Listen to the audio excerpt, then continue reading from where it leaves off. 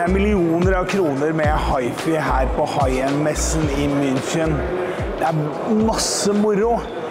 Du skal få bli med på tur. Men husk, du må abonnere og trykke like. Det er veldig viktig for oss.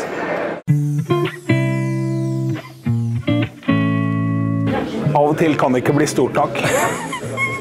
Nei, det sa kjæringen også. Nei, dette er jo Wilson Kronosonic XVX, og det er jo en haug med elementer, og det er veldig innstillbart fra mellomtone opp.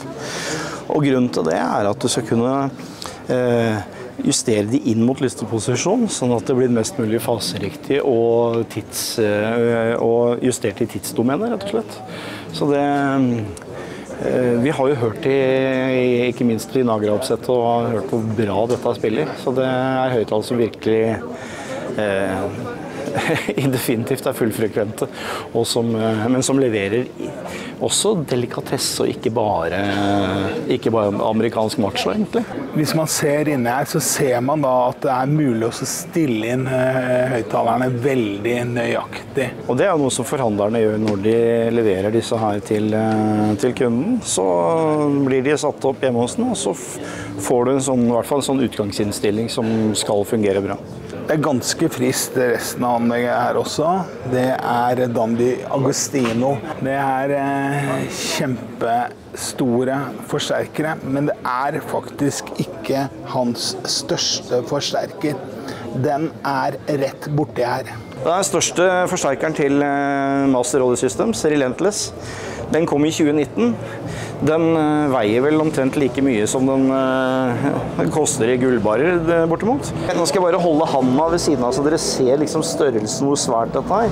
Se liksom på dette her hjulet foran her og sånn også, eller vindu er det egentlig. Altså, jeg har sett mindre sånne koøyer på skip jeg har vært på, den gangen jeg lagde blad til Sjømannsforbundet. Så dette er svært.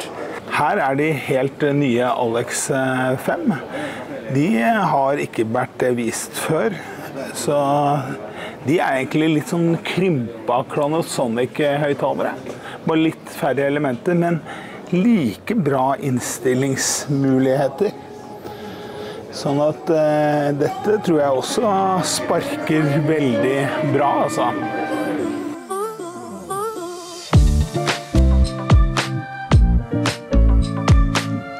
Se disse små høyttalerne her. Dette er BC150 fra Burmester. Dette er faktisk referansehøyttalerne som er krympet. De ser veldig like ut som, og da kommer vi til de store. BC350, som vi så på München-messa i 2019. Disse kommer med integrert sminkespeil. Skal vi se, hvordan er det med make-upen i dag? Ja, det går greit, altså. Penere blir det ikke? Nei, det tror jeg ikke. Og nå er det kommet til en ting som jeg tror veldig mange nordmenn er veldig interessert i. Det er en ny utgave av 911. Den kalles 216. Det som er gøy med modellbetegnelsen til Burmester, er jo at det viser jo når de er laget. 216 betyr at den er laget i 2021, og at den kom i juni. Det er svært dette her, de store blokkene til Burmester også. Ja, du bare lurer på hva det er, og bare se her, se den power-knappen her. Du blir glad.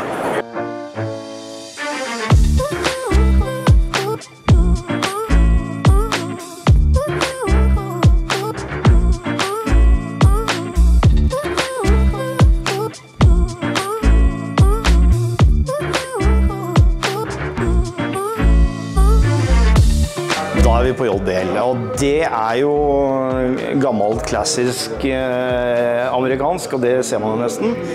Her er det jo hornmating som gjelder, og den modellen her sånn, det er den som ofte kalles en sånn Mini K2, som jo er statement-høyttaleren til JBL. Jeg tror de spiller helt forvrengningsfritt opp til 106 dB. Jeg snakket med en fyr på messa i går. Han sa han hadde spilt på dette her i 3 dager, og hadde 3 dager med pip i øret etterpå, men han spiller relativt høyt. Men det var ikke noe gærent med lyden, sa han. Så det var bare øra som ikke hang med. Og her har du også disse klassiske høyttalerne, og de spiller også ganske høyt til å være så små. Ja, det gjør det. Det er jo litt av JBL sin forse, dette her, og mer realistiske lydtrykk, som de sier. Både L52, som er den lille stativhøyttaleren, så blir det større og større høyttalere, og mindre stativer, egentlig, bort til L100, da, som jo blant annet vi har testet med veldig godt resultat i Stereo Plus. Mark Levinson har jo vært utrolig klassiske i designet, men nå er de blitt nye med disse her nye håndtakene. Og de er egentlig veldig, veldig kule. Så dette er 50-årsjubileumsforsterkerne til Mark Levinson. Helt nye ting fra dem.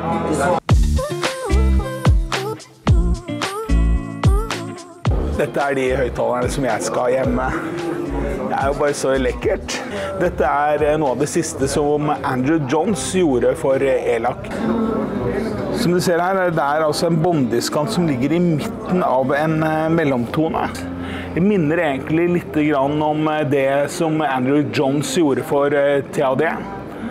For der hadde han også en diskant og en mellomtone rundt det. Spennende konstruksjon, og bare veldig, veldig lekre. Det er faktisk mulig å få litt billigere hi-fi her. Denne her koster under 50 000. Ja, dette er audiovektorhøyttalere fra QL-serien. Det låter kjempefint når man ikke har kjempestore rom. Så det er jo... Og det er jo fint, og hvis vi snur oss litt her, så ser vi en haug med i QL-serien til audiovektor. Og det er jo priser som det er mulig å betale for. Senterhøyttaler til 1100 euro. Den vi spilte på der inne koster jo knapt 1200 euro. Og det vi ser her, Ståle, den hvite, det er jo det er verdenspremieren. Dette er kurser. Som i Norge kommer til å koste 57 500. I lytterommet spilte det helt forrykende bra. Her har vi også en nyhet fra Innakustikk. Det lager jo ikke bare kabler. Nei, dette er en strømrenser. De hadde jo 3500 tidligere, som de har jo gjort veldig mye bra med. Og nå har de kommet med en ny modell som heter 4500, og den gjør nok enda mer enn det lillebroren gjorde, eller forgjengeren gjorde. Og bare for å irritere folk, så viser vi dette her. Det er jo ganske kult, da. En sånn stand, og de viser jo den fletteteknologien sin, og hvordan de gjør dette på de største kablene sine. Og grunnen til at de gjør det, er at da bruker man jo luft som isolasjon, rett og slett. Og mener at det påvirker lyden til det bedre, og det er vel sånn at du har det? Det er sånne jeg har, de tykkeste. Jeg har de ikke i sølv, da, fordi at det koster omtrent en liten elbil. Da. Her kommer vi vel til høyttalere, Ståle, som er nesten enda større i kjeften enn deg. Her er det mulig å bli veldig stor i kjeften. Det dreier seg om hornhøyttalere. Disse er helt nye. Det er såkalt startup som er på messa, hvor nye designere får prøve seg på messa, og dette er Overly heter disse høyttalerne her. Det blir spennende å se om de kommer til Norge. Ja, her kommer vi tilbake til fremtiden, altså. Ja, og det er jo kanskje ikke helt tilfeldig at de viser frem en elektrifisert DeLorean heller.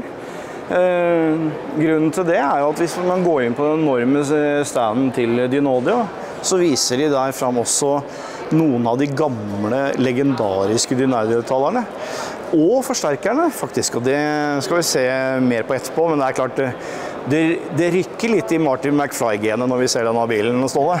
Ja, det er bare superkult. Problemet med denne bilen er jo at du er helt totalt uinteressert i bilstyreren som ligger inni, da.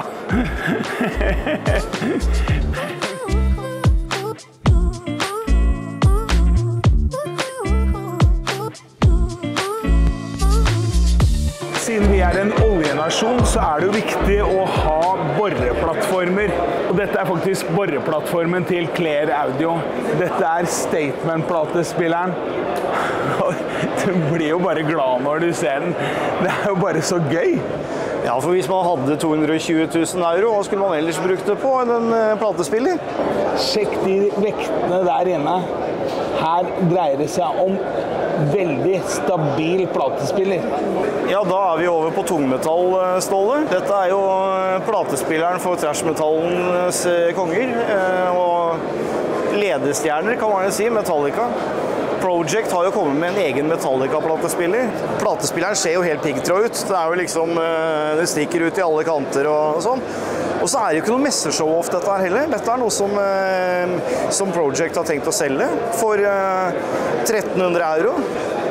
Og så er jo ikke dette det eneste Project har å vise fram av nyheter i år, Ståle. Det er jo mye ting. Debut Pro, som vil ligge på 800 euro. Det inkluderer en tonearm og en pickup. Så du får på en måte full pakke da med denne. Og så har vi, jeg holdt på å si storebroren, den har vi ikke fått oppgitt noe pris på enda. Men den heter Debut Pro S.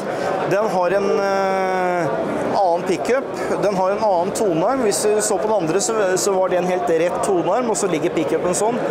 Her er det en litt S-formet tonearm, som man gjerne så også på en del platespillere på 70-tallet. Og så går vi opp noen hakk når det gjelder Project-platespillere.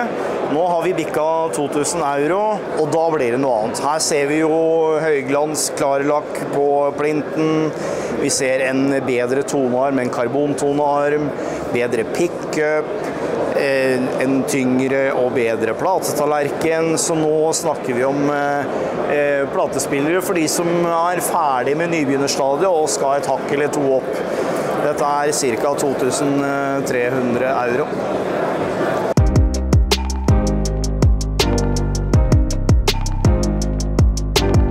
Nå er vi kommet på museum, Ståle. Fra 1977. Hva er det vi ser her? Det vi ser her er jo den legendariske konsekvenshøyttaleren som Dynaudio kom med i 1983. Det er en høyttaler som nå går for uhorvelige summer på bruktbørsen fordi den er så populær, altså den er så legendarisk. Og det som er gøy er, du ser jo liksom utviklingen i høyttalerproduseringen til Dynaudio. Men så er det jo en ting mange ikke tenker på, det er at Dynaudio har ikke alltid laget bare høyttalere. Og hvis vi snur oss litt denne veien her, så har vi noe som er like legendarisk. Det er forsterkeren Arbiter fra 1996. Den veier et tonn. Spytta ut 620 watt i 8 ohm, 1072 watt i 4 ohm og 1670 watt i 2 ohm. Den drev hva det skulle være. Etter 45 år, og for så vidt ikke helt nytt med aktive høyttalere fra Dynaudio, men i år så presenterer de en helt ny modell, Focus 50, som ifølge ryktene skal ligge på ca. 100 000 kroner. Disse står i et ganske svært lytterom, men de spiller helt fenomenalt. Voldsomt trøkk nedover i et relativt slankt kabinett. Det var en liten messerapport fra oss i Stereo Plus, så husk at hvis du vil ha mer av dette, og fra andre og kommende messer selvfølgelig, så må du huske å abonnere på YouTube-kanalen vår.